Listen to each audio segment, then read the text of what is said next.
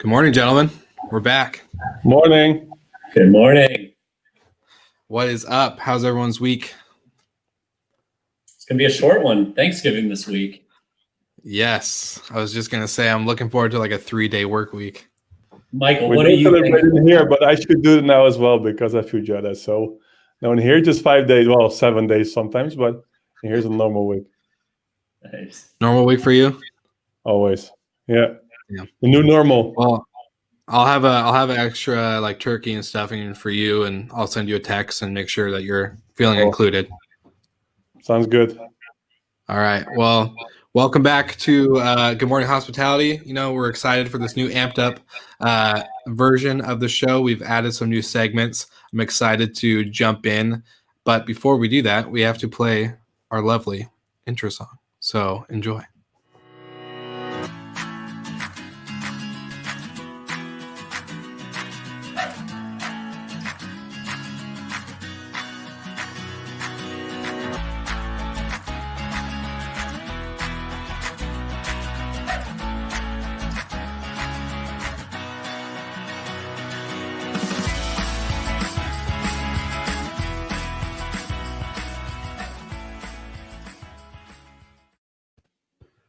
Gosh, it's so good. I love it. So much better. I know you were moving with your head for sure during the music, or not? Yeah. Oh yeah, that was just me just getting, gotta warm up. Perfect. So I'm excited. This is fun. We like I said, we amped up the show a little bit. We've added some new segments. But the quick topics of the week, we're talking about a little bit of data, a little bit of regulation, and a little bit of recovery, and how they all kind of play together. So I'll let the mic go to one of you two. Who wants to take it off? I'll jump in. I think basically the new structures, we all pick an article that we found interesting from the week before and outline it. My article comes from a new media platform called HRE, Hospitality Real Estate. And it covers it if Airbnb's regulation risk is overblown. And there's a couple stats in there that kind of blow my mind. And I don't know if either of y'all read it, but if you were to guess Airbnb's largest market, what percentage of revenue comes from their largest market? Are we talking like home share or not share, but like entire home rental or what city accounts for not what city, but how much does revenue in their largest city account for? This is a game? Yeah, guess. That's a new format. We're gonna play games. Yeah. Okay. Take a guess. Okay, I have to make a number now, right? Just say 20%. Okay. Will? I'll say like 33, just to be. So you think 33% of Airbnb's revenue comes from a single city? Sure. One single city. Okay, I thought cities in total, and the rest is from countrysides, etc. Okay, one single city. Don't know. Not gonna guess anymore. 2.5% is the largest market. So is Airbnb's regulation or fear of regulation overblown? If their single largest city only accounts for 2.5% of revenue and they lose that city, it's not a game changer to the business. That being said, some of their largest cities are already regulated: San Francisco, New York, London, Paris. And what I think is going to happen eventually is a lot of these operators are going to get hotel licenses, and they'll be fully legal and not be restricted to the 90 days or the 120 days that you can rent in these regulated markets. Going public is certainly going to add a lot of scrutiny to regulations. I mean, Uber is continuously under fire and still under fire in a lot of cities. So I don't think regulations goes away just because they go public. I think it'll be actually quite the opposite. But there's a little bit of a shot in the arm from the CDC this week saying short-term rentals are safer than hotels. Hotels are the fourth largest site of transmission of COVID. And so short-term rentals are the better alternative if you are going to travel. So that could be a a sign of a potential shift in lawmakers' thinking. But there's always the COVID house parties that have continued to plague the industry.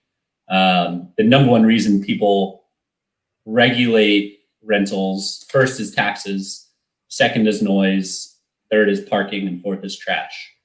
And most cities, I think, have worked out the tax standpoint, and then it comes down to noise. And that's where, shameless plug, where Noisework comes in and can really help change the argument at City Hall. But back to the original topic, is there a regulatory risk for Airbnb? Absolutely. 2.5% across their top 5 markets is a pretty significant amount of revenue. And cities like to copy other cities. Nobody likes to come up with their own regulations. They're in a copycat mode. So I think it's something to keep an eye out for and be cautious of, and just know why people regulate and find potential solutions for those. Well, I'm curious if they will try to find gaps, right, in the regulations. You can see now when there's, even during this whole COVID period, when restaurants has to be closed, for example, only hotels can be open. Hotels focusing on guests want the full experience, so dinner plus stay. So I'm just curious. You saw in airports, you see that illegal parking wasn't allowed. So what they're doing, they're renting a virtual desk plus a parking. Nobody's using the virtual desk. They only just want to have the parking. So I'm just curious if they would just come up with some gaps or some creativity still to get the people in cities where there's regulation. I was in Austin, Texas last week, and we went to this cocktail bar, and you can't be a cocktail bar open past like 9 or 10. So every food item you ordered came with a cocktail. So you'd get like 4 pieces of popcorn, but it came with a cocktail. So you could open late and it was officially a restaurant. So to your point, Michael, 100%, and this has been happening for a long, long time. One of those largest markets of Airbnbs is New York City. Well, Airbnb is banned in New York City. So I think there's certainly a lot of different ways around it. In London, you can do up to maybe 90 days or 120 days of short-term rentals. But what people do is essentially do 90 days on Airbnb, 90 days on Vrbo, 90 days on Booking.com, and there's your occupancy for the year, right? So there's a lack of, I guess, transparent data for cities from the platforms, but I don't think it's necessarily the platforms to hand over either. And the more onerous the regulations, the more it drives the activity into the black market, and then they start losing out on the tax revenue. So this is going to happen, right? There will be like listing webs with classified ads. So apartments try to be visible somewhere else, so it doesn't go to the platforms. You just go directly, quite invisible marketplaces, classified ads, whatever. Craigslist, just to avoid the VAT, the regulation. So for sure, you can see that apartment owners are going to be creative, and that's one of the characteristics of being an entrepreneur. Try to be creative constantly, right? And if you're owning several properties, you do everything to have as much booked as possible. Yeah, and the other side of that is to make it legal inventory and get a hotel license. And a number of our customers in Noiseware are urban operators, but in Miami, for example, hotels were allowed to be open during COVID, but short-term rentals were not. So they went out and got hotel licenses for all of their buildings, and now they're the only legal short-term rental operator in Miami. So there are legal loopholes to go exploit as well. I was just gonna say, I was thinking of that same company, the property manager that was doing that. I was like, that's, and like Ross said, it's what needs to be done. And, we're entrepreneurs in this industry. And so they're always going to be constantly fighting to stay open and stay innovative. And it's going to be a constant. They're coming with different solutions, right? They just go into office, but you can stay there as well if you would like to. Whatever, they're coming with different ideas just to keep selling. And then at the end, the regulations, if it's regulated on the platform, that's difficult. There's the more platform there will be. They're just using different distribution platforms. And that's pretty the platforms aren't incentivized to self-regulate because that kills their revenue. So it's going to have to come from the government, and it has to be done responsibly, because the short-term rental world is not going away. You can ban it, but it's just going to go underground, and it's always going to happen. And so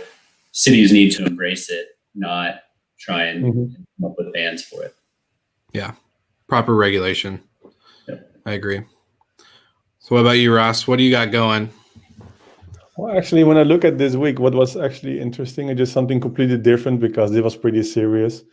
And we talk about creativity of entrepreneurs. And actually, I did a guest college actually for the Berlin School of Business Innovation. So those guys, the students learning actually to become an entrepreneur. And that was really nice. And I actually did a beautiful story about the entrepreneur and the characteristics and everything.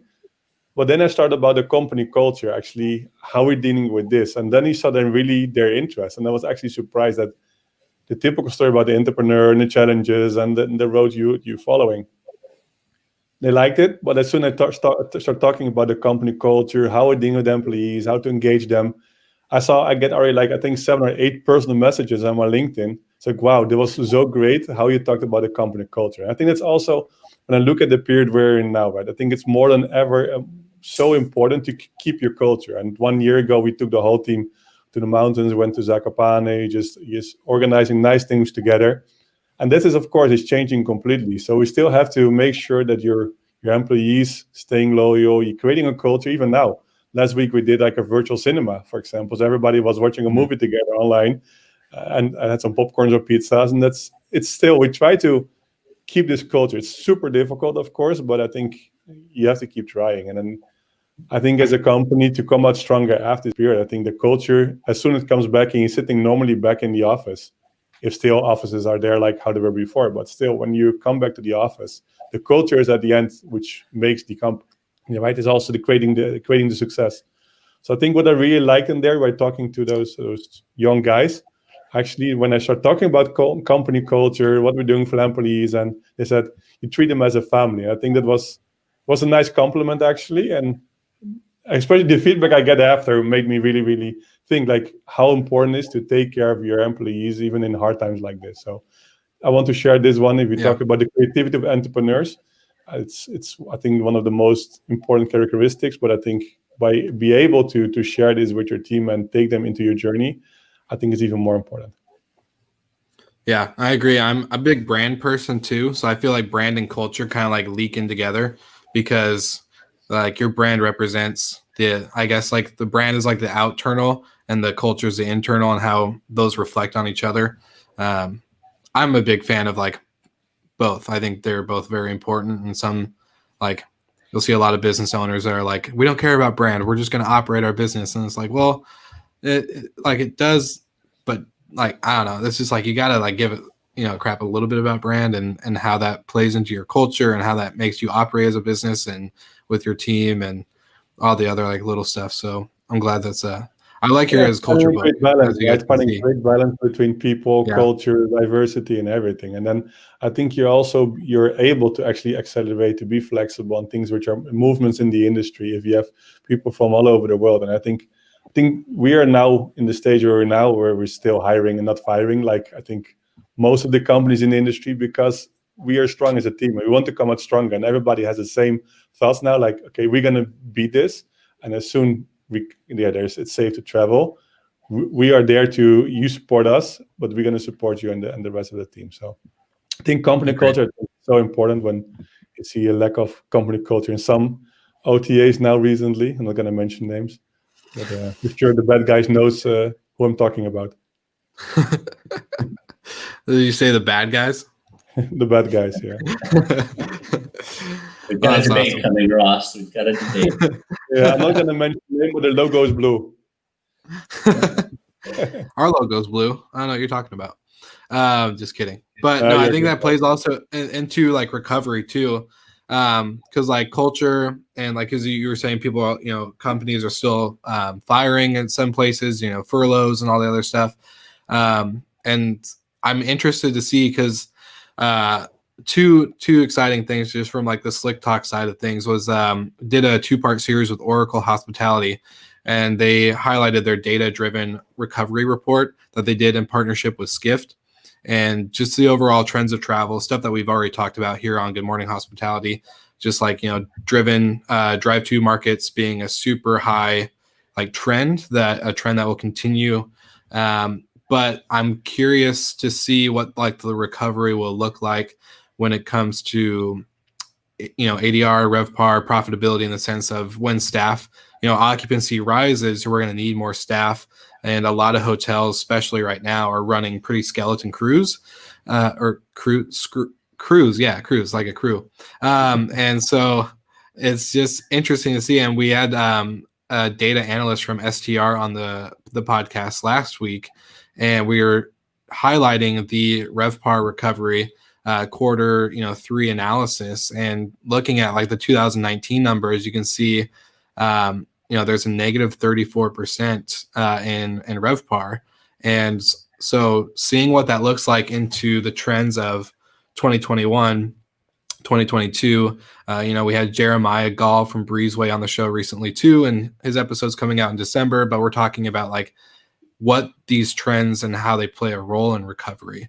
And it's pretty interesting to see just all these things that we've talked about here on this podcast, and just how that will affect, we only got 40 days left of 2020. So interesting to see everything come to light.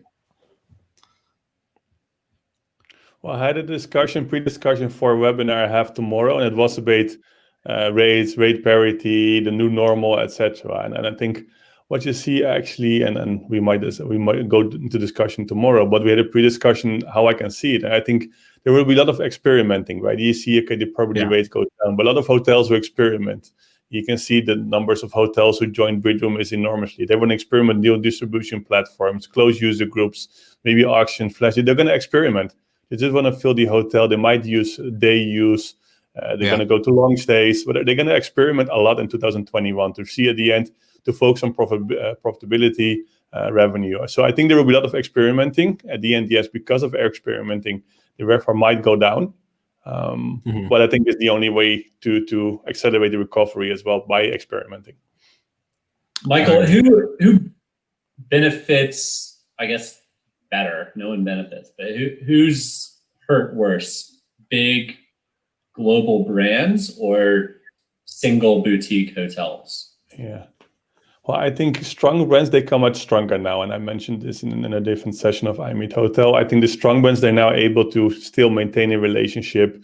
They're able to create some kind of loyalty. You see they're adopting innovation a bit more than others. And I think you see even the larger chain hotels who said a year, 2 years ago, I'm not sure if I should work with Bridgeroom because I sell 60, 70%, 30% maybe directly. The rest I will sell to OTAs, and it's always the same too. But now they said, actually, we really want to change this industry. We want to work with new distribution partners. So you can see also that the hotel chains, actually, they're more willing than ever to use different distribution platforms and go into closed user groups like we do, or maybe into flash deals. I think this whole rate parity part, now they see nobody's filling their hotel, and they would just do everything to recover. So I think the smaller ones, they not have the resources to come back stronger with marketing, with visibility. So I think it takes longer before the small or independent hotels will recover. I think the chain hotels, also when they have the image and cleaning and good communication and PR, they're able to recover quicker. I agree. Well, I think that's a good way to segment into one of our new, or a good way to segue into one of our new segments. We call it the Bidruption Report. So I will make Golden and myself disappear.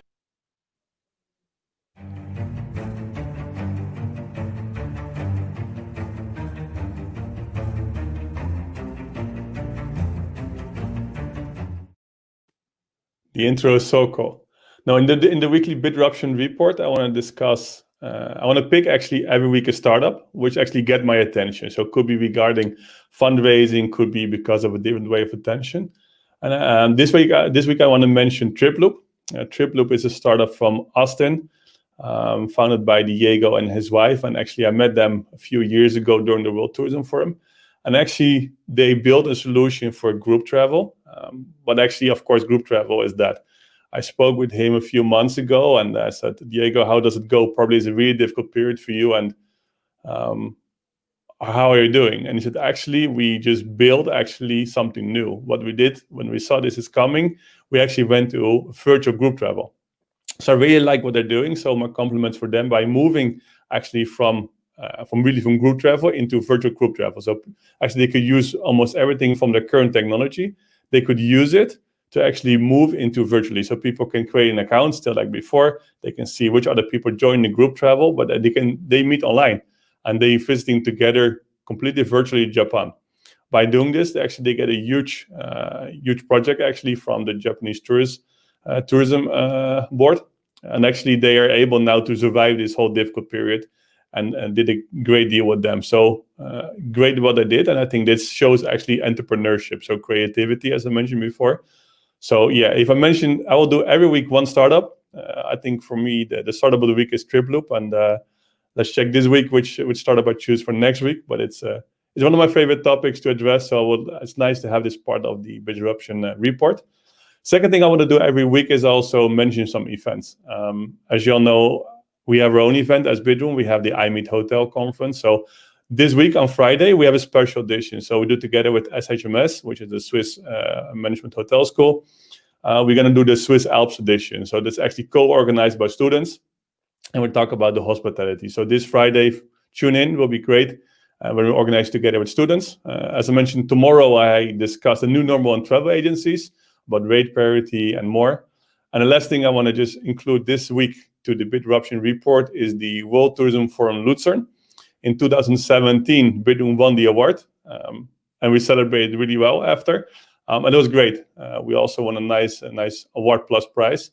And actually, I saw that the application is open again. So if you're a startup in travel, in tourism, go to the website of the World Tourism Forum and apply now, because it's a great journey and I want to recommend them. We learned a lot from it. We won in 2017, as I mentioned, and I will be a jury member this year. So yeah, I might pick you as a winner. So don't forget to apply. And of course, I mentioned tune in Friday for the iMeet Hotel Special Swiss Alps edition. Thank you. Perfect. Thank you, Michael. And now we'll introduce Mr. Ross Mr. Golden. Man, too many Michaels in this place. Get Mr. Golden on What's with the Noise segment. So.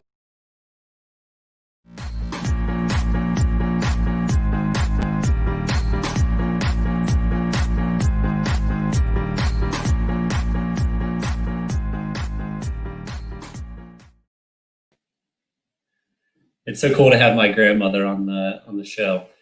So with What's with the Noise, I'll cover each week what I'm hearing the most from customers, clients, people in the industry, what's going on. And one of the key topics that a lot of people were talking about last week was Domio and their meteoric rise and equally as meteoric fall. Mixed results as if they're totally gone or if they're selling off whatever assets they have. But it's another multifamily master leasing company that has not been able to weather the storm. Now, on our first episode on Good Morning Hospitality, we talked about, is there a viable path to having an apart hotel brand exist? And I 100% believe that there still is that path, and there will be a massive apart hotel brand or two or three. But the news this week is that it's not going to be Domio. Back to you, Will. We're back. Awesome. Well, I like the new segments. I think they're fun. We've had a little fun creating, the video intros and whatnot. Love that your grandma was able to do that for us, in the middle of COVID, and just really just taking the embracement of Good Morning Hospitality.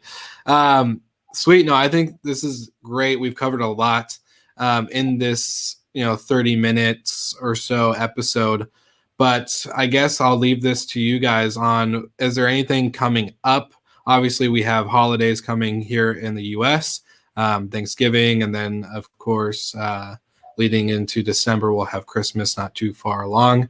So anything I guess coming up with specific bid room or NoiseAware stuff? I know I'm excited for the Slick Talk newsletter that comes out every week and how much cool content's in there. So people should, shameless plug, go check that out. It's coming out today, but that has a lot of news and updates as well from my end. But I'm just curious on your guys's. Well, it's the epic Black Friday week. I don't think it's a Black Friday day anymore in America, but we've managed to pull it out into a week. And it's always a really, really good sales week for us at NoiseAware. People getting ready for the holidays and the New Year's parties that are right around the corner. So it's going to be a busy week, but going to try and unplug a little bit and have a nice day or two off. I agree. I'm trying the same. Oh, you, Ross, anything? Yeah, it's going to be a challenging week because I have to wait. I have to work 5 days at least this week. So lucky you. We're moving forward. We're making so many steps, and if you see the energy within the team, the new things we're building now, preparing actually, as I mentioned before, for recovery, and hopefully when things comes back, we are stronger than ever. So I'm really looking forward still, and every day I'm hoping for it will come the sooner the better. But still, I think if we see how the team is doing, what we're developing now, the speed they do, it's great. This week, some conference, nice always to share my insights. And I'm more looking forward to next week, actually, when I pick a new startup and see you guys again. Yes, me too. I'm looking forward for the Bidruption report and what's with the noise. It's my favorite part of the week now. Awesome, guys. Well, thank you so much for the people who have been watching us live. Check us out at goodmorninghospitality.com. You can find out more information. We'll be turning, more blogs and more videos and podcast stuff. So I'm excited for us on the amping up of the show. And then if you're watching on the replay, go ahead and comment on your favorite part. What segment was your favorite? And of course, give us a little bit of a competition for what's with the noise or Bidruption. I'm kind of curious to see who's fighting for what team over here. But thank you guys for tuning in. The startup, right? So if they've got any topics they want to address, or you have a favorite startup, feel free to share it. So you might pick that one. Yes, don't forget that too. Awesome. Well, thank you guys for joining me this lovely Monday morning, and we'll see you guys next week.